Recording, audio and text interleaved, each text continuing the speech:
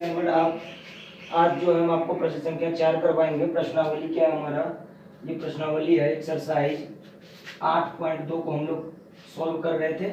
इससे पिछले वाले वीडियो में 8.2 का तीसरा प्रश्न हमने सॉल्व किया था। आज आपके सामने चौथा प्रश्न लेकर के आए। देखिए यह क्या है, इस प्रश्न में कहा जा रहा है आपको कि बताइए कि निम्नलिखित में कौन कौन से कथन सत्य हैं और कौन कौन से असत्य हैं। जो स्टेटमेंट सही है तो सही बताना है, जो गलत है तो उसको गलत बताना है, क्यों है तो कारण भी आपको बताना है। तो आपके सामने एक लिखा हुआ है sine A plus B equal to sine A plus sine B. कह रहा क्या यह सही है, तो कैसे सही है गलत है इसका डिसीजन कैसे आप करेंगे, तो यहाँ कुछ मान को रखेंगे आप, ठीक है। जैसे हम लिख लेते हैं ए बराबर यहाँ पे 30 डिग्री और क्या करते हैं बी बराबर ले लेते हैं हम 60 डिग्री। अब मान रख दीजिए दोनों में साइन ए प्लस बी मतलब साइन 30 प्लस 60 बराबर, देखिए तो साइन ए, तो साइन ए की जगह ए का मान बैठाइए। साइन ए क्या है 30 डिग्री, अब प्लस साइन बी क्या है 60 डिग्री।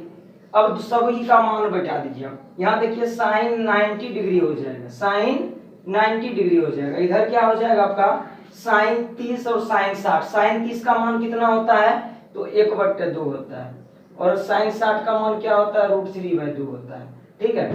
और आगे आपको क्या लिखना है, एक चीज और लिखना है, साइन 30 का लिख दिए, साइन 60 का लिख दिए। अब आइए साइन 90 का मान तो हमको पता है 1 होता है। आप इस दोनों को सोल्व करिए, 2 का लघुत्तम 2 होगा,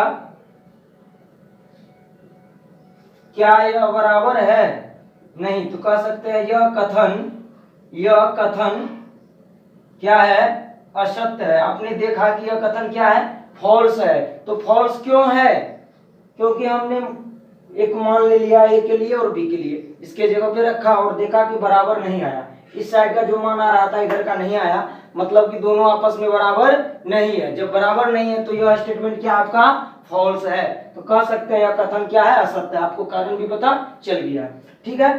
तो चलते हम लोग आगे एक और प्रश्न को देखते हैं।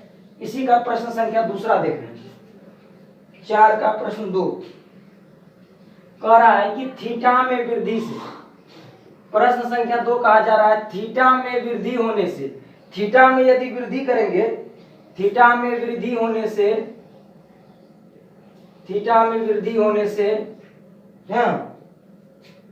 साइन के मान में वृद्धि होती है।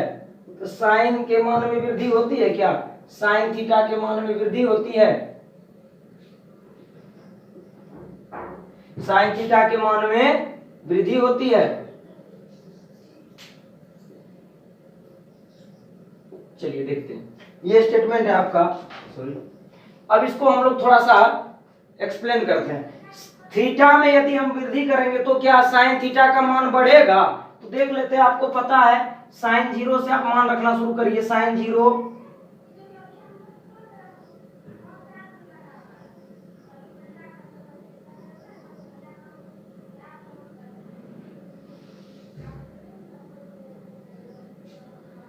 साइन 0 का मान क्या होता है 0।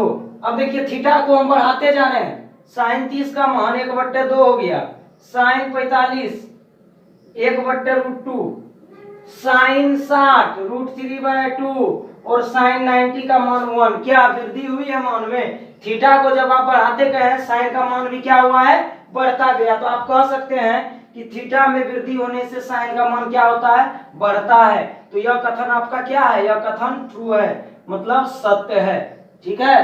तो चलिए अब चलते हैं एक और प्रश्न को लेते हैं।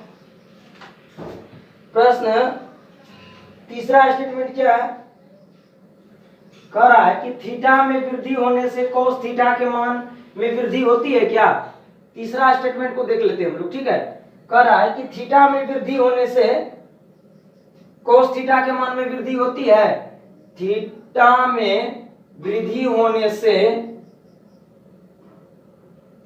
कोस थीटा के मान में वृद्धि होती है, कोस थीटा के मान में वृद्धि होती है, ये आपको बताना है। क्या यह थीटा को यदि हम बढ़ाएंगे तो कोस थीटा का मान बढ़ेगा। चलिए देख लेते हैं हम लोग। सबसे पहले आपको क्या करना होगा, कोस 0 डिग्री का मान देखना होगा, फिर कोस 30 के मान को देखिए, फिर cos 45 के मान को देखिए, अब cos 90 के मान को देखिए, सॉरी साइन लिख रहे हैं, cos 60 और फिर cos 90। अब थीटा को हम बढ़ाते जा रहे हैं तो क्या हमारा cos थीटा का मान बढ़ेगा? तो चलिए देखते हैं हम लोग। cos 0 का मान तो 1 होता है, cos 30 का मान क्या होता है? √3/2 होता है, cos 45 1/√2 होता है, cos 60 का मान हाफ होता है मतलब 1/2, और cos 90 का मान क्या होता है हमारा? 0 होता है। तो इस तरीके से देखिए, तो जब आप थीटा को बढ़ाते गए तो मान क्या हो गया? घटते चला गया, नहीं घट रहा है। 0 पे 1 था, 30 पे √3/2 है, 45 पे 1/√2 है, 60 पे 1/2 है, और 90 पे आपका क्या हो गया? 0 हो गया। तो इस तरीके से आप कह सकते हैं ना कि थीटा के मान में वृद्धि होने से cos थीटा का मान घटता है। तो कह दीजिए यह कथन क्या है? असत्य है। ये ना, यह कथन क्या है? असत्य है। तो आपको यह प्रश्न समझ में आएगा। इसमें 2 प्रश्न और है, उसको आप लोग अपने से करेंगे क्या? अच्छा सॉरी, एक और प्रश्न हम करवा ही देते हैं आपको, बहुत आसान है। चौथा प्रश्न देखिए, थीटा के सभी मान पर, थीटा के सभी मानों पर, जितने भी मान हैं आपके त्रिकोणमितीय अनुपात में, सभी मानों पर जो भी एंगल लेते 0, 30, 45, 60, 90, साइन थीटा बराबर cos थीटा होता है क्या? कभी होगा? सभी मान के लिए नहीं होगा। क्यों नहीं होगा? क्योंकि सिर्फ एक ही कंडीशन में देखिए, cos 45 1/√2 होता है, sin 45 1/√2 होता है, ठीक है, और 10 का मान 1 हो जाता है। बाकी cos 60 का मान इतना है तो वह sin 30 में होता है, जो यहाँ cos 30 है वो sin 60 में होगा, तो कभी नहीं होता है। यह कथन क्या हमारा? असत्य है। इस तरीके से आप इस प्रश्न को आसानी से समझ सकते हैं, सोल्व कर सकते हैं, अपने दिमाग में रख सकते हैं, ठीक है। और a बराबर 0 तो कोट पर परिभाषित नहीं है। इस प्रश्न को आप लोग करेंगे, कमेंट में इसका आंसर हमें चाहिए, ठीक है। तो थैंक्स फॉर वाचिंग। अगर वीडियो अच्छा लगे तो मेरे मेहनत को थोड़ा सा आप लोग सफल बनाइए, ज़्यादा से ज़्यादा स्टूडेंट के बीच इसे शेयर करिए।